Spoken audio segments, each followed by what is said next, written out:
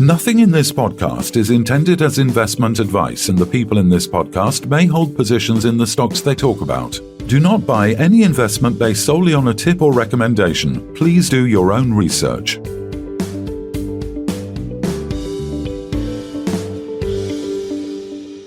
Hello and welcome to the Sunday Roast. I'm Phil Carroll. And I'm Kevin Hornsby. Sunday the 5th of Feb, and we're coming live and direct from the beautiful Zambia. How are you feeling, Kev? Yeah, I'm feeling good. Just had a exfoliating body wrap and massage, so I'm ready for Cape Town now. Because I thought of that. I was like a big sausage roll, the amount of pork I've eaten this week. Can you imagine you wrapped up with that sort of, the netting that they use on these big bits of pork?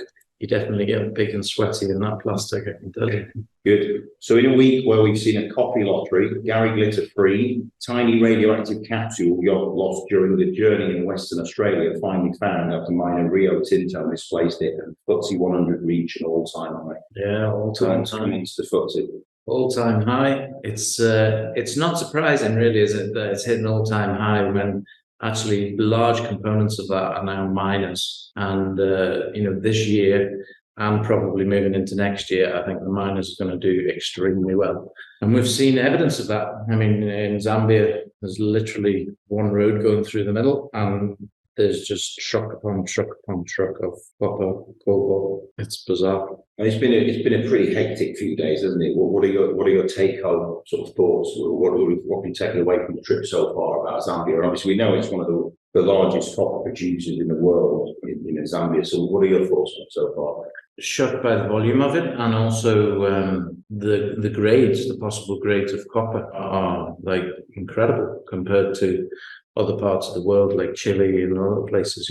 1% copper here is basically thrown away, which is why Jubilee are going to make hay while the sun shines, because there's a lot of copper just lying in all those places. So yeah, it's been very interesting to see, very interesting to go through the plants. Can't say I know exactly how they work, but we've got an idea. Yeah, it's been interesting, isn't it? We'll obviously put some of our voice notes from the various days later on. But before we do that, we're joined by Martyn Churchouse, who's kindly shown us around the country this week, and we thank you for that, Martyn. It's been a really enjoyable time. Obviously, pretty hectic, as we say, but we thank you for your time that you've taken out. You're a font of knowledge on Zambia. Mate, obviously, a lot of Africa, stomping ground is in Namibia, but obviously Zambia is an area that you know well. Do you want to give us your thoughts on Zambia? Yeah, well, nice to see you guys again. Yeah, we've had an interesting few days. You have arrived in the middle of the wet season, and it's been particularly wet, although the last couple of days we've been lucky and we've had plenty of sunshine, so we've managed to get around. I caught up with you after a few days at Kukuya, which has been interesting. We're making good progress there with our extract project. We've had a look at the court for Luansobe, for Galileo, and also Shinganda, which I think we found interesting. It is amazing, as Kevin said, there's 1% is often thrown away, what was in the past. And particularly if you look at Luansobe and look at that core, it really doesn't look anything special. But the grades are actually very interesting. So we had the chance to look at that. We then took you down to Jubilee's Wanamakuba plant, had a good look around there, and then on to Kabwe today to have a look at the Rome plant and the cobalt circuits and things, which I think you found interesting. Yeah, you're right. I mean, you said you weren't too sure about what's going on in terms of the process, but it's very clever. It's like a chemistry lab, isn't it, where you see all the different the reagents there and the filtration methods. It really is a fine art, isn't it, to extract the best from obviously the copper cathodes there, which are 99.999, but also the cobalt element of it is there's a lot of energy required to get the product. Yeah, and also a huge amount of research that's done, at the front end. And the result of that is that if you actually look at the flow sheet, it actually looks quite simple. Yeah. And that is just a reflection of the skills that they've got and their ability to sort of turn some quite difficult material to account. Yeah, what we saw at Rowan is, I think, with the copper cycle, and they're trying to get the copper out of various different things to produce a copper concentrate, and that copper concentrate then heads its way down to Kabwe, And then that effectively goes through the whole new process to then basically electromagnetic electrolysis to bring the copper out at 99.999% purity. Yeah, it's quite amazing, So we saw the whole process. And what place do you see Luansobe playing in that process, obviously, because they're the things we've seen. We saw the ore at Kabwe today from Luansobe, because they're testing it. Jubilee don't seem to just chuck something in. It's got to be tested. And, so what sort of process do you think that's going to go through over the next few months? Well, it's, we've completed our drill program. We announced that a short while ago. We've been doing the resource estimate, and hopefully we'll have some information on that in the very near future. And then it's a case of finding the right processing option, whether that is taking the ore direct to one of the local plants, or whether there's going to be an upgrading process which is done on site first, in which case it may be possible for us to take it to somewhere like. So look, there's plenty of opportunity there. I mean, I think the key thing for you guys, I think one of the big takeaways from your trip is that mining on a significant commercial scale in Zambia, I think, started beginning of the 1900s. Yeah. So you'd assume right now, in 2023, that you're looking at a mature industry, and you're not really. You may have tailings dumps and things here, which people are now reprocessing, which are in the tens of millions of tons. But there is still a huge amount of ground in this country that's not been explored, or has not been explored to any great degree. And I think we're at the start of another major exploration cycle here. Sure. So there's a huge potential here. It's exciting times. Do you think that with obviously the increasing copper prices of late, obviously there are things like basically constraints within the infrastructure. We've seen obviously the road systems are not they're what we call, what I like to say, suboptimal. That isn't the least. That's a very diplomatic way of saying that they're pretty, that they're ropey, but really, and obviously there have been high levels of debt as well in the past in the country. Do you think we're now at the start of we've seen some majors who have maybe exited in the past, who may be looking to come back into the country? Do you think that now is the right time for these companies to come back and for Zambia to put itself again on the map of? Well, I don't think that Zambia's ever been off the map, but yes, there is an opportunity now. I mean, okay, you say the roads aren't good, and that's fair comment. It does make a difference if you're a potential investor looking at a country like Zambia, where you know that you're going to get a good reception. Sure. And a lot of people sort of talk about various countries and things having a good mining culture. Well, there's no question that Zambia has a good mining culture. Yeah. And the consequence of that is that you can come here, you can find very well qualified local geologists and again, well qualified technicians and metallurgists. We're using local mining contractors. Sure. And it's as good as you get anywhere. So that's a really good starting point when you're coming in here. So that means, if you're coming in here, let's say as a junior, and you're not having to import lots of expats and things, because you can get good quality personnel here. There's $250,000 a year you can knock off your sort of, your underlying costs and things, because the skills base it exists. Yeah. So I think you will find. There are lots of companies coming back in, and there are majors here, and I suspect we'll probably see some more as well in the not too distant future. Kabwe was Glencore anyway, so the place of Kabwe must have a lot of mining, if you like, intellect in it anyway, in terms of knowledge and people who are doing it. So, and I mean, when we were at Kabwe today, the plant manager was explaining that it would cost at least $60 million to produce the systems that they have there that they can now use. And it didn't cost anywhere near that, obviously, in terms of what they actually had to pay for it in Jubilee. But the interesting thing that has really struck me is, the average rates, percentage rates of copper when it's discovered in Zambia is what? Well, it depends on the ore type, of course, because there's lots of different styles of mineralization you get here. You go to certain parts of the country and you can get 3 or 4 different styles of copper mineralization. But as the plant manager was pointing out to you today, there are a lot of small scale operators in this country. by small scale, I mean, 2 to say 10,000 tons a month maximum. Those guys are delivering grades usually in excess of 2-3%, sometimes maybe up to 5-10%. If you look at our Kukuya project, I could take you into that pit and I could show you 25% copper, 10%, average to 3-3.5% grades. But in those instances, those kind of projects, you're not talking about hundreds or millions of tons. You might have a decent life of mine and fairly modest tonnages, but the grades compensate for that. And the grades are certainly good enough in places like Kukuya and some of the other plants to actually make the time and make the effort to look at the way they operate their plants so that they can accommodate all of those tonnages. It's probably not an easy thing to do because you don't have consistency. You don't know whether a small operator is going to be there next week or the week after. So there's that you have to worry about in terms of making sure you get sort of consistent feed. But the grades are such that it's worth taking that sort of risk. And then at the other extreme, we've been speaking to people in the last couple of days, you've been with me, who are bringing feed in from Zambia and from neighbouring countries and things, which is sort of overburden type material, and that's running at sort of 1.5-2%, and it's still worth.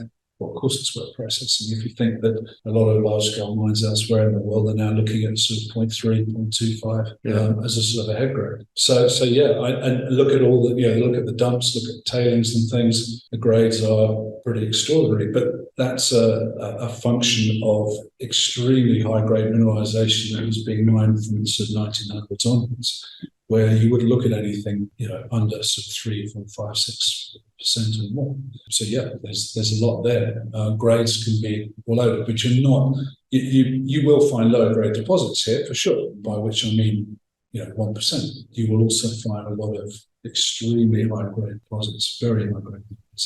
So do you see looking forward that you're going to go hunting for more, for extract diamonds, maybe Galileo? Well, we never stop really. I mean, we're always looking for more, looking for extensions. But if you take, we've also got a lot of on our sort of books at the moment. Anyway, if you take someone like Shinganda, a few months ago we reported some very nice copper intercepts, over 1%, over sort of 50 odd meters close to surface.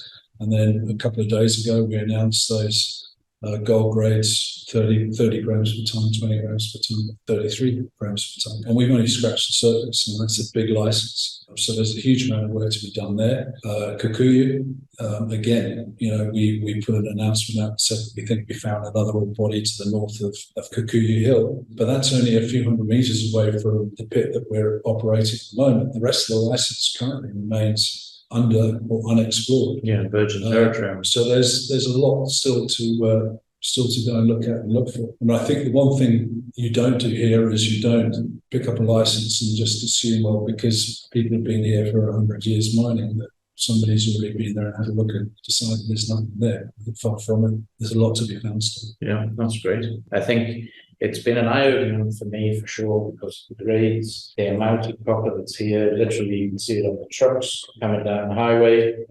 This country is, and I think the president has actually come out and said he wants to increase to 3,000 to 4,000 tons a year, is it? They're currently just under 1 million tons a year, I think. So, what they want to try and do in Zambia over the next, how long that's going to take, maybe a decade or so, but over that period of time, they can increase copper production threefold. It will certainly be a game changer for the country, I think. And obviously it's going to be a game changer for the companies involved. That goes for Galileo, that goes for Extract, and also goes for Jubilee as well, as they expand the horizon into the copper world. So, well, thanks very much, Martyn, for your time. It's always, as I say, been a great week, and we've really appreciate the time you've given to us. Pleasure. And I believe you're going on to Indaba. Enjoy that. We are indeed, yeah. We'll be down in Indaba. We've got a few meetings down there, a few clients to meet, and it'd be good to have a look at Cape Town. Yeah, thank you again, man. Okay, good. So what we did is recorded, as I alluded to earlier on, we recorded a few voice notes on a daily basis, and then like an audio journal of our trip. So we've included a few, just for those listeners who may be interested in what we got up to in our 3 or 4 days away in Zambia. So have a listen and see what you think. So here we are on day one, just landed, coming to Johannesburg Airport. or Tambo and met this reprobate in the arrivals hall. How are you feeling, Kev, after that flight? Yeah, I'm very good. I had a sleep, and then I got my breakfast when I arrived, so all good. So here we are now. We're heading up the what's this highway? Is this the Ben Shulman Highway? Yes. Ben Shulman Highway, heading out of Johannesburg to the Inyoni mine, the chrome and PGM mine.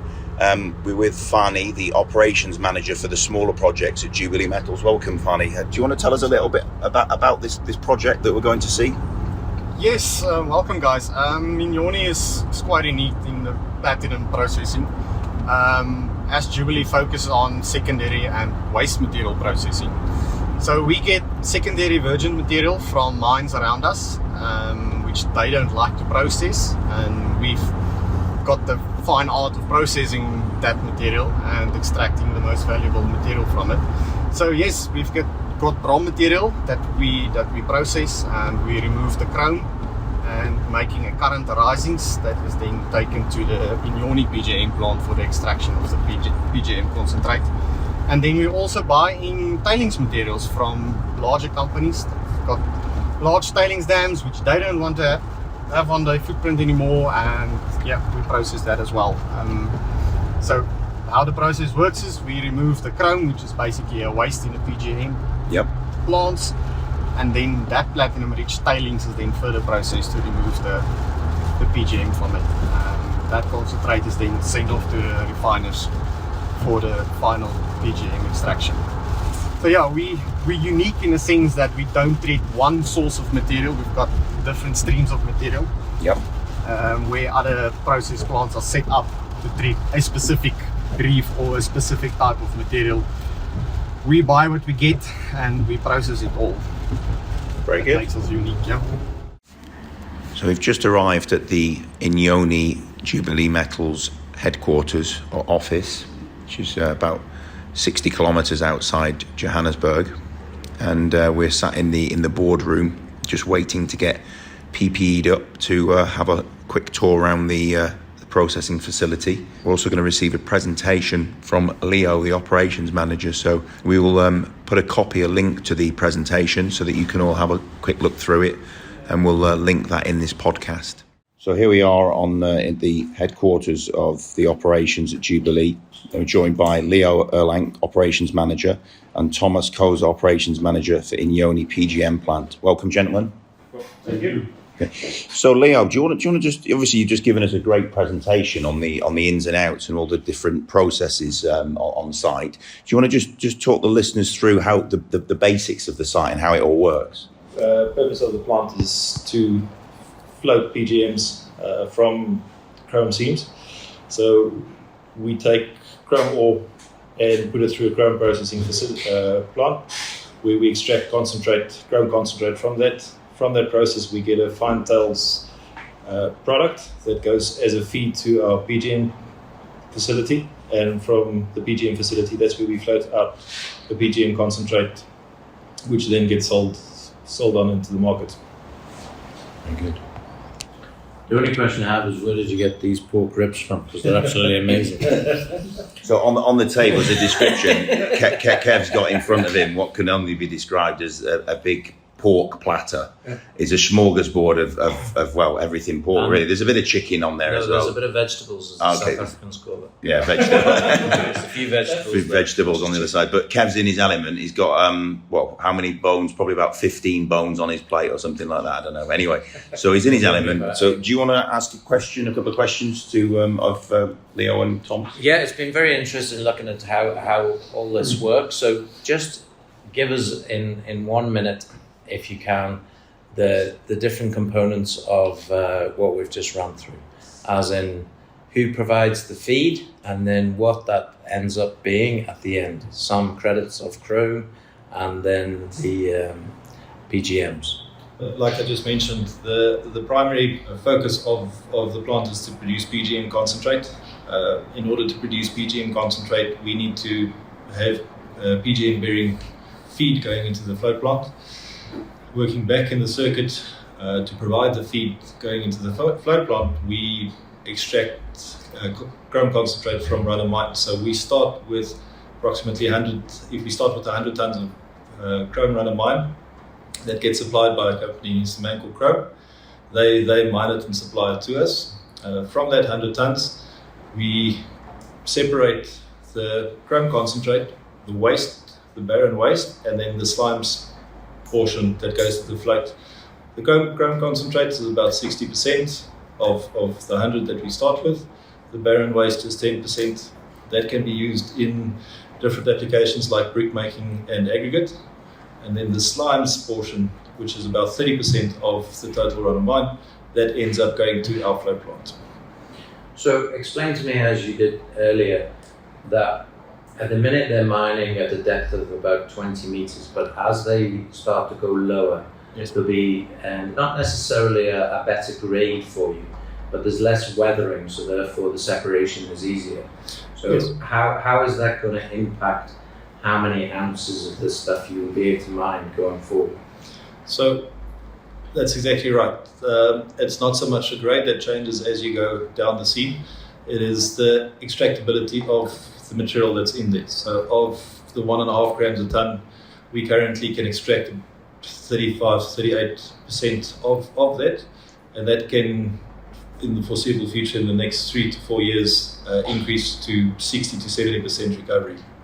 So that could feasibly double our ounce production over the next 3 to 4 years.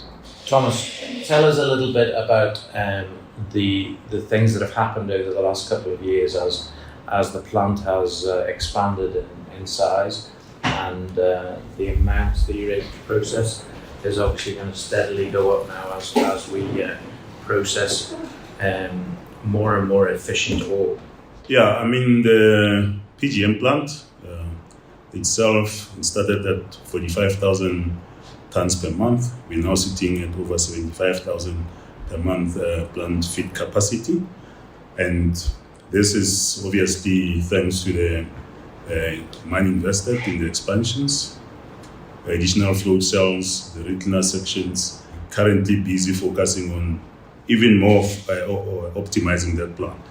So the unique thing about the PGM plant is it's been designed in such a way that you can, at any given time, treat different tailings from anywhere by just adjusting some of the process lines. It's just a matter of changing a valve or opening and closing to get better efficiency. So that's the unique selling design, point. of the PGM. Because from our discussions during the time we've been saying who else can do this, and you said that other operations have tried to do it but unsuccessfully as efficiently as Jubilee. So it is a unique selling point of Jubilee that they're able to extract so much value from these tailings and from the different things. So is one of the main factors of that the size that you use to crush the ore, if you like, or how the ore is used? Yes, I think it's mostly the size. With me, obviously having worked for Samanco with the MG3s, MG4s, we never got it right when it comes to yield or mass yield. With the size that Jubilee is mostly focusing on, which contributes directly into the liberation part of the metals and the gang, it's definitely the size. So with the technology that we've got, the VSIs, the heat mills that we have in the PGM, it actually makes us unique. And I must add as well, the people of Jubilee, the knowledge, the experience that they've acquired over the years has actually made Jubilee as unique as it is. Yeah, it's taken Jubilee from being a junior miner to mid-tier, and I can see as we move forward that we're not talking obviously about the operations here in Zambia with the copper, but that is the first leg away from the base that has been created because of the PGMs, if you want to say. Yes, no, I totally agree. I think the business model that we have, and Thomas touched on the people, and that's ultimately what drives the business. Technology is technology, and building a plant, there's many companies that can do that, but applying the lessons that we've learned and the experience that we've gained over the last couple of years, that is what sets Jubilee apart in terms of the processing. and the potential for that is massive. We're just starting to expand into Zambia, where we're going to apply the same principles. We are applying the same principles that's made the Jubilee operations in South Africa successful. And yeah, I think there's many other frontiers down the line that we'll be looking into. So we're now at the PGM flotation portion of the plant. I'll take you from the back, from the feed section, prep section, flotation section, and just give you an idea of how fine the material is that we're working with, and show you what the concentrate looks like when it's been produced. So yeah, let's walk to the back and then we start there. So here we are in front of the reagent store. Do you want to tell us through the whole kind of mix down process? Okay, these reagents come in containers like this, already mixed, prepared. All we need to do is lift them up, put them there, pour them into our storage tank facilities, and then we use pumps to actually add the correct amount of a reagent based on the tons that we push through. Yeah, so these are the beads that we use in the bead mill. Say ceramic beads start out at 3.5 millimeters. So basically those long tubes, they're filled with these beads. The feed comes in at the bottom, and then you've got stirrers that rotate, and that pushes the material up through these beads. And in that process, you either get a very fine milling on your particles, or you get particle polishing. You polish the surface of your particle. So here what we have is the heart of the operation. So this is where we do our classification of the material that comes from the scrubber. So we split it up into slimes and fines. The slimes material goes straight back to the float. The fines material goes through the spirals, ball mill spirals again, and then we produce our concentrate that we stockpile at the bottom of the plant. And the tails from this then goes to the float as well. To the left, you've got the core spiral that's part of the chrome plant. You've got the ball mill running there for some additional liberation as well. Yeah, and that's the physical separation part of the plant.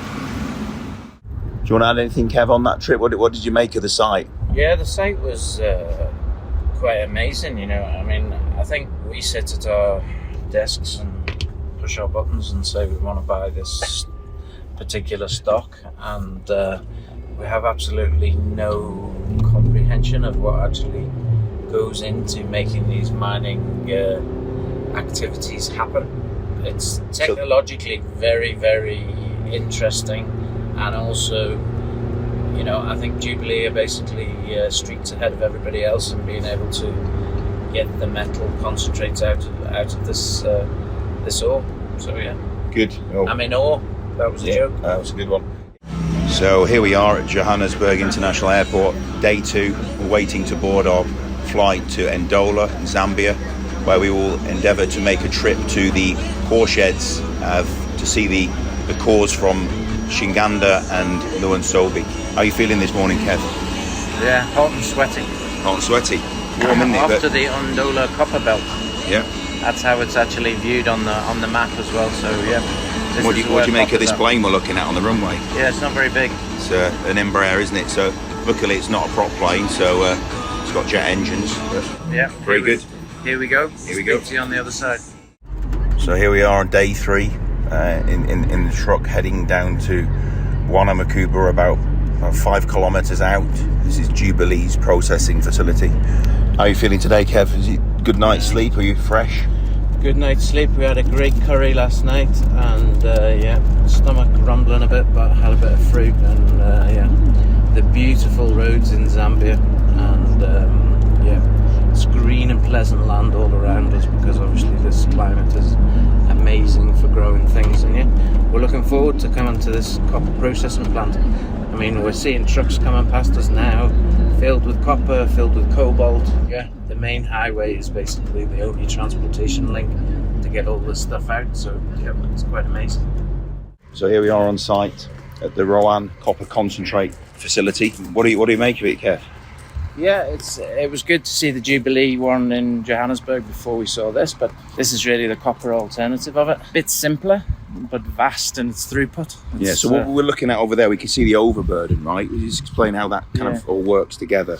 It just looks like a flat piece of land now, where the mine has effectively got rid of its overburden and tailings dam as well there as well. 15 years worth of produce to go into the plant, So it's a matter of a kilometre away. You can see it. So they're bringing that stuff in, and it's going through the plant, and They're mixing it with an ore, aren't they, as well at the other end there? We saw on the crushers. yeah, 2.2% copper coming out the other end.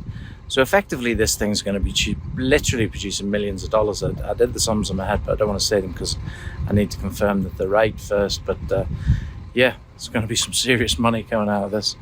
2.2% copper, 50,000 tons a month going through it. So even just off the top of my head, that's somewhere in the region of between 1,000 and 1,100 tons of copper a month. So times that by 12, you got 132,000 tons of copper. That's a lot of money. It's not obviously priced at the copper price because it has to go away and be smelted. So maybe 50-60% of the copper price is what they're going to get. And a lot of the slimes are going to be sent down to the Carbway facility to Sable, and then obviously used to produce the cathodes there at about 99.997% copper, isn't it? So there's a use for everything. It feels like there's a product from each one of these facilities. There's different products, right, to monetize. Yep, all in the middle of what looks like a jungle at this moment in time. But the other interesting thing about this site is that once this is proven up and efficient, there is plenty of room to put another site on this site. Yeah, it's you could double up pretty quickly, site. Couldn't you? Yeah, I mean, this site's maybe a few kilometres by a few kilometres. So this could be double, treble the amount within a year or two. So for Jubilee, I think it's incredible expansion. They've obviously got the great things going down in Johannesburg or just outside Johannesburg, but this is going to be a real monetizing way of increasing their revenue over the next 1, 2, 3, 4, 5 years.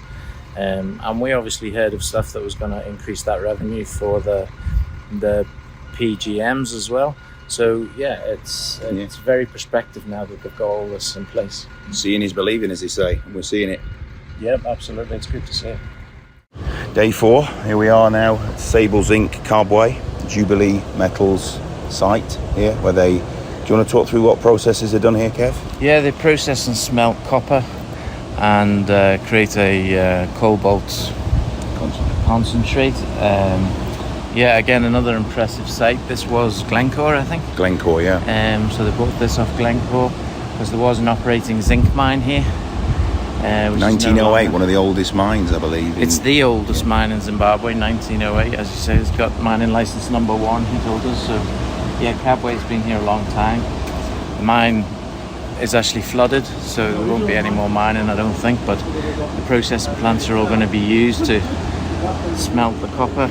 The copper is copper cathode at 99.99, and the output is around 10,000 tons a year, so it's a good output, isn't it, of pretty much pure copper. That's the official one. He said it could go up to 14,000, and the cobalt, I'm not sure how much, to be honest, but and again, it's all tailings dams, and but they want to try and get a run of the mine coming so that they can keep the production up. I wonder where that's going to come from. Yeah, who knows?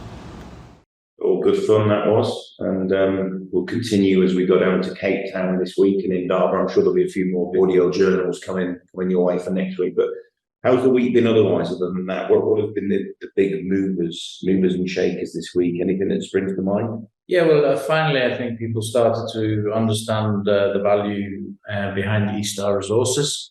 Basically, they've got a brownfield site, copper site now in Kazakhstan, in that copper region, along with 5 targets. Also got 5,000 meters of gold. Assays coming anytime now, basically, and I've been saying that for a few weeks, so hopefully it's going to be coming next week or the week after at the very latest. And the rare earths are only now probably 6-8 weeks away maximum, which really would be immense if they came in, the assays and then the leaching actually worked. So it rose, I think 5p was paid, and at the start of the week I think it was 3.5p or thereabouts, so that's been fairly... Yeah, they've had a good run. Nice run. Being that's a rise of about 40%, I think, over the week. So more interest in it. I think people are more interested in it. I mean, I think people know what my view is. I think there's massive upside in this company. So we will see. Obviously, they've got to have the positive results, but I think that copper alone is worth more than the market cap that they've got at the minute. So let's see. I think the next 2 months, maybe longer than that, will be very, very interesting. Yeah, absolutely. It's good to see it finally move, isn't it? See these stocks hanging around these particular points for a period of time, and then it gets, I wouldn't say tedious, but it's nice to see them finally get out of a sort of share price area, isn't it? Move from the 3s into the 4s and into the 5s. So some good trading momentum there. The one that I looked at this week was Predator Oil and Gas. Obviously, we interviewed Paul a couple of weeks ago on the Sunday roast, and the sort of disappointing news that MOU2 had run into this sticky clay-like substance that had obviously affected the actual drilling program there. That he did, I believe, a webinar on, I think it was Wednesday night of last week. And then I guess he answered the right questions Wednesday morning, Wednesday evening, probably Wednesday evening our time. But anyway, ultimately he did a webinar, and obviously I'm assuming he answered the questions correctly. And here we are. I think it moved into the 6 pence, which isn't too far away from what it was during the drill program into the 7s and 8s. So yeah, it's recovered pretty well. What are your thoughts on that, on the Predator recovery? Yeah, I think it's recovered well, and I think we were over 6.5. I think in terms of what was going on at the end of the week. Yeah, nothing fundamentally had changed, had it? They'd had a problem with the drilling. But actually it proved that there was probably an even better seal on this thing, which could be better for it ultimately. It finished at 672 for the week, so. Yeah, I think we're only probably a penny away from where it was before this news struck. And within the next period of time, there's going to be more news, I think, because they've sent the stuff off now to find the solution, and then they'll have to get the right mud type. So yeah, and they've obviously still got the rig on site there, which is a result. Yeah, and it's the stock that's moved the most in 5 days since last Sunday roast with Vast Resources, and this has been one that's kind of. It came out of the blue, I guess, as the actual news. There's probably a few legacy holders who knew about this news. Anyways, basically what has moved it is the court of Zimbabwe granted a default order against the Minister of Mines and Mining Development relating to the release of the historic parcel of basically diamonds. And there's a massive amount of diamonds. There's 129,400 carats that are held in safe custody at the reserve in Zimbabwe. And basically, the High Court order should allow the initiation of a lawful and transparent process for the release of the parcel into the company's possession to be independently cleaned and valued for the purpose of selling via a tender process. So that's obviously moved the share on market cap around 14.5 million currently, but I still think it's got legs, right? If presumably that the value at the right amount. Yeah, we were asking Martyn about the price of diamonds. He said even if they were low quality diamonds and all small, it's going to be $250 a carat. So that's $32.25 million. So what, 25 million pounds potentially. And significantly higher than that if there's any quality diamonds in that, because you don't get $250 for a carat if it's flawless or if it's VVS or whatever happens to be the case. So yeah, it's a very, very interesting one. The company, in terms of what it actually does on the ground, is not really very good, but it seems to be that they've got a legacy thing here, which could be going on for many, many years. Yeah, it was 2010, I think they took it up, but that's 13 years. Finally resolved an issue who'd have thought in Zimbabwe government mining. So fair play to Andrew Prelier for actually, having the perseverance to go after it and getting that. So it'd be interesting to watch that one. The other one was Conroy Gold and Natural Resources. They had a very good RNS in the week relating to 3 gold lodes. We interviewed Professor Conroy this week. Anything you want to take home? Obviously, the share price has done well on that news. Anything you want to add on that? No, it's just ridiculously, in his words, ridiculously valued. I mean, it's gone up 50% on Friday, and it's still ridiculously cheap. Sub 20p, which is in the region of like what we are now, sort of 6 mil market cap. Nothing, is it? No, it's a bit more than that now, but even so, you're looking at the situation that when the JV was announced, this went into the mid 50s on a daily basis and finished one day at 48p. That was when it started. We've now proved more, and as the interview spoke, that it's highly likely between 2 and 2.5 million ounces of gold. Yeah, it should be at least 40 to 50p. It is interesting, wasn't it? Because obviously the broker note out there is around the 150 mark. Okay, and that's information that's out there. But obviously you asked him quite a probing question, didn't you? And it was a good question. It was a kind of like, do you think that effectively the company is valued at 60 million, or would you take 60 million pounds? So let's have a listen to what you asked him and also what his response was. Yep. If Demir turned around tomorrow and offered you a check for 60 million pounds, which basically is 10 times the market capitalization of Conroy Gold today, what would you do?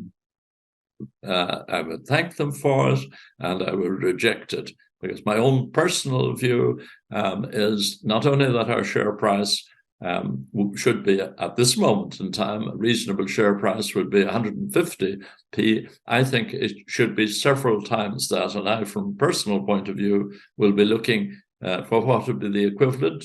And I'm saying this as a personal point of view. It may seem ridiculous to you at this stage, but I've seen it before at Galmoy and elsewhere. It should really be about 700, 800p. So although I would thank them for that offer, very much indeed, I would be saying, look, if you want to buy it, you'll have to multiply up a little bit more than that. It's a huge opportunity to have an entire gold district and be in a situation where you've got the funds, abundant funds to develop it. They'll be doing very well also. They have the district. They'll have 57.5% of each mine that comes in. It's a huge opportunity for them. That's why they've done the deal with us. I can tell you, they're not softies or anything like that. They knew what they were about. So there you have it, quite an interesting response. Obviously, it's his own personal opinion at the end of the day. It is what it is. But what we know about the fact that he was heavily involved in the Galmoy sale, the zinc play in Ireland, he's seen this all before in his eyes, and he's seen the value. I mean, it was quite interesting that the way he related the geology of the whole gold district to Fosterville, isn't it, in Australia, which is brilliant. And the deeper it goes, the higher the grade goes in Fosterville. Yeah. And it's the same stuff. And we've only gone down to 350 meters. Fosterville goes down to thousands of meters. Yeah. So, this I think is a massive opportunity. Yeah. Less than 45 million shares in issue. More than half of them are held by management and TR1 holders. I think it's going to be in play the next week, and it's still, in my view, massively undervalued. I mean, you've just listened to what he said, and he's been trying to do this for 15 to 20 years. Yeah. So he must be frustrated. He's seen the value. He understands how to value companies. He knows how much the gold's worth. And they've obviously got the 16,000 ounces that's already dropped, which is worth probably multiples of the current market cap anyway, in terms of the actual, the proven resources there at Contipper. And he's sat there thinking, when's it finally going to realise value? Because he feels like he's not returning anything back to shareholders right now. And he's right. When's the penny going to drop? Well, I think the penny started to move on Friday, and I think maybe the penny will start to drop in the coming weeks. So let's see what happens. We'll be in South Africa, so exactly.